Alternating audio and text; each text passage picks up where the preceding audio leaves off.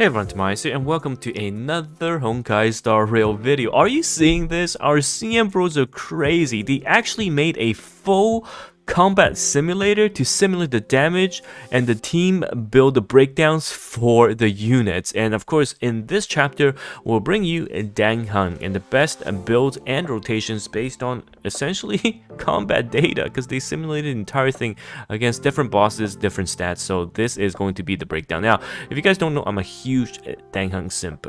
You might know me as a waifu lover, but of course, I went all in. E6 S5 Heng, and I started on the Musketeer set, swapped him over to the Quantum set, and he is just absolutely crazy. 1.4 million damage in 3 moves, auto, memory chaos. I don't know what to say. This guy, Mihoyo, what were you thinking when you released him? Anyhow, let's go back to the guide and we'll talk about essentially his team building capabilities, his relic choices, as well as the breakdown for his damage. Now, for the team building, their criteria is going to be all of the levels for the units are going to be 80. 4 stars are going to be E6, 5 stars E0 with their respective optimized cones as well as relics, okay? And all of the relic subsets are going to be relevant to the unit, so this is going to be fantastic. And all of the supports in the team building will have 1 Bronya cone. So if you have 2 supports, only 1 will. Now, the bosses they're going to test against are level 90 and 158 speed with 2 summons. So basically, 7 cycle. So this is not cycle 0, so it's going to look a bit different, but this is the breakdown, and this is going to be stats added to make everything fair, essentially, so that we don't have insane stats. But this is the team breakdown, right? This is the final team breakdown if you have E0 Heng. Now, this is a team that I've previously talked about, and I've used it myself. The Bronya Ting combination. It appears twice. The first time it appears is going to be Bronya plus Ting, and this is a fast Bronya. Really fast. And I'll tell you about what speed is required, but this is super fast Bronya, and the non-fast Bronya Ting combination is actually a lot lower. Now, from my own personal perspective, I do like a slow Bronya, just due to the fact that it plays so much nicer on auto, because on manual, the Bronya is not smart enough to go auto attack into push, auto attack into push. And the reason why this is so strong is because it saves a lot of skill points, which E2 Heng will solve, right? This is E0 again, it says right here, E0.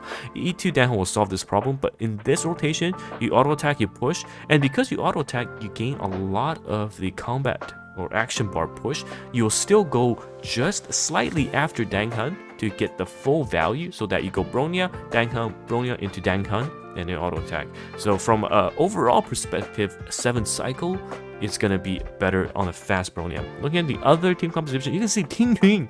Tingyun is literally at the top 3, right? Tingyun Bronya, Tingyun Yukong, Tingyun Silver Wolf. She is honestly a busted 4-star unit. I can't stress this enough.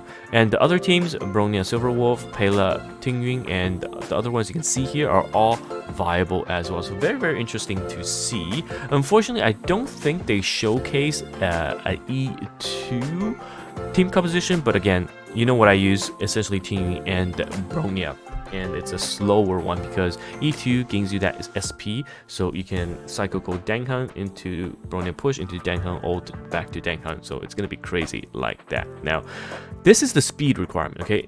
Lower speed Bronya means just a -1 speed if your Heng's 136, Bronya 134, something like that, okay? If you are going to run the Heng Bronya speed, I personally run an even slower Heng with attack boost, which I'll showcase in probably another video, where I just full auto Brocha, Daniel, and Bronya, right? And I use attack boots. Now, in the super hyper speed build, it's AE, AEQ, which is basic attack, push, basic attack, push. We talked about it, and Q is the ultimate. Again, this is based on, right, Bronya being about 145% faster, because if you have the wind set, when you ult, you gain a 25% action bar boost. So with that, if your ability is 102, your Bronya just needs to be 147. So 145% with this. Honestly, personally, I'm not a huge fan of this set. On paper, it sounds great, but speed tuning, enemies hitting you, action bar manipulation is just not my cup of tea. So you'll see my other run video later on that this is not my favorite build, but on paper, on paper, this is the best. All right, this is the best. So we got Bronya, we got Asta. You can technically push Asta to absurd amounts of speed, right? We go for that 200. The reason why we use it, go for that 200, for example, in Kafka teams, to get 3 turns in the first 0 cycle, or we allow units like Jingyuan to run 0 speed, just go for pure attack boots and all defensive stats, and he can still hit that sweet 141 to go twice, right? So it's very important. So you can see those are the team breakdowns, and this is the they do have an E2 breakdown. They do have an E2 breakdown. So they put Tingyu and Silverwolf at the top, right, for the most damage output, and then still Fast Bronya with Tingyu in the second. So again, my team composition with the slower Tingyu and slower Bronya is not that hot according to the ranked here, but again, it's mostly so I can auto. Otherwise, even at E2, I cannot keep up with the SP usage. All right, so interesting to see. Now, this I think is what most people are very interested in, because what about the free-to-play cone? What's the difference going to be? Now, Super Imposition 5 Danhan's cone, if we use that as a baseline as 100%, the Super Imposition 5 free-to-play, this is the Herta exchangeable cone, right, is actually not that close, only 10%, slightly under 10%. And this is what I mean when I talked about when miHoYo releasing a new signature cone every single time, there's always a free-to-play, either 4-star or Herta exchange store or something as an alternative that's gonna be within the 10% range, right? If you Super Imposition 5, they always do that to kind of lower the power creep a bit. So you can see it was the same with here. It's going to be the same if you look at the Kafka. Kafka is actually even less of a gap, but Danghan, again, within that 10%, if you compare it to Super Imposition 5 of the signature cone with the free-to-play option Super Imposition 1 of the signature cone in comparison to the Super Imposition 5 of the free-to-play option.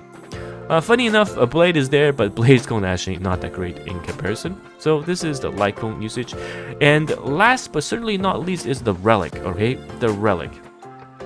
So, the Relic needs to... A lot of questions, alright? You need to make sure... Alright? You need to make sure that if you're using the Retilient Arena, you need to make sure that you have the 70% crit on paper, right? It's not like after you enter battle you get all that stuff. Those are additional bonuses. You need to get your in-game screen stat to show it's 70%. So don't make that mistake, because a lot of people say, oh, what if I gain like additional 80% from teammates buff? No, that's a buff on top. You need a base crit with just the gears, and when you open up, you press C, the character shows up, you need that to 70%. So this is the Relic and recommendations. If you use Welt, you can technically run the imaginary set, but otherwise their recommendation is the 4-set Musketeer. Okay, it's the 4-set Musketeer with with Silverwolf, and if the enemy is Quantum, you can use the Quantum set. Now, personally, I started with the Musketeer set, okay, but because I farmed so much on the Seele, right, on the Seele gear farming journey, I actually have a better Quantum set than a Musketeer. And now this is not mentioned here, but someone in the global community did the math. The Quantum set, if you're using it against Quantum weak enemies, this is always better. And if you have teammates with defense down, as long as you have defense down, because of how the defense formula works, the Quantum set, that just with the 10% that a defense pen, even against the non-Quantum weak, right, 10% defense pen, it still comes out ahead. So all in all, if you have Seele or you're farming for another DPS, just go for the Quantum set, right? But it really comes down to the substats. If you can get good substats, then it doesn't really matter between Quantum and Musketeer. But personally, I went for the Quantum set.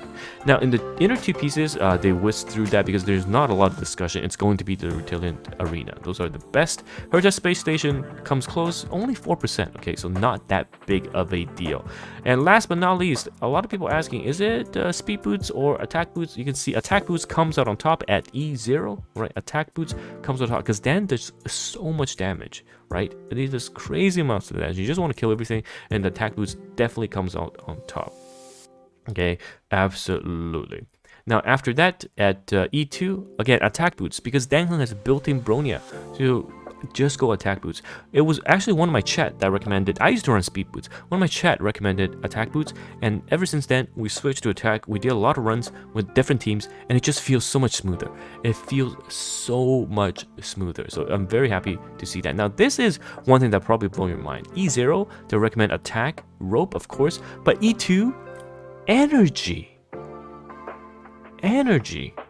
Okay, they do make a note, and it's translated and mentioned in this video, that if you're looking for faster cycles, attack is still better because you want that burst. But if you're looking for long drawn fights across, for example, 7 cycles, their math checks out that energy regen rope is better. Now, I think you honestly need to do some testing, because when I first saw energy regen rope, I was like, this is copium. What are you cooking, CM bros? What the hell are you cooking? But you know what? They built the simulator. Apparently this is what simulator says.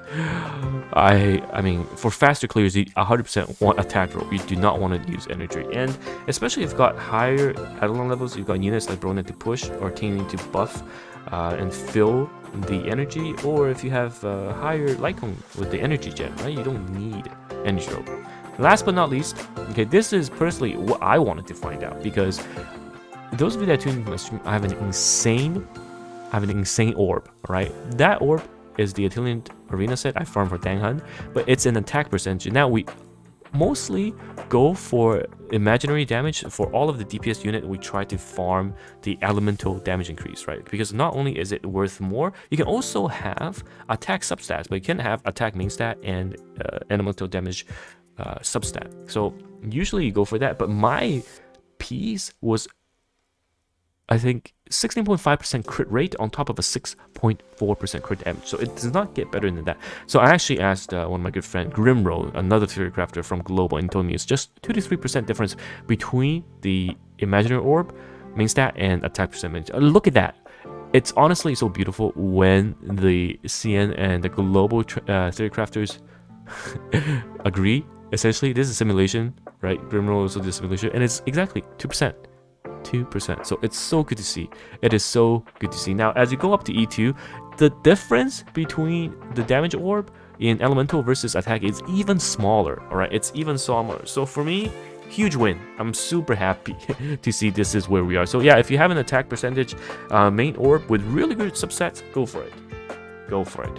All right. So anyhow, it's TimaeuSS here, and let me know your thoughts on this breakdown. I did not talk about kind of their skill point recommendations as well as the Eidolons, because I think, you know, if you have the ability to go for E2, you should definitely go for E2. Keep E0, he's still fantastic, and teammates we talked about, and for skills, you just want to kind of max him. Just he is that good. So yeah, let me know your thoughts. I will definitely post my auto clear memory chaos run if I haven't posted this video already. So stay tuned for that, and I will see you guys in the next video. Goodbye now.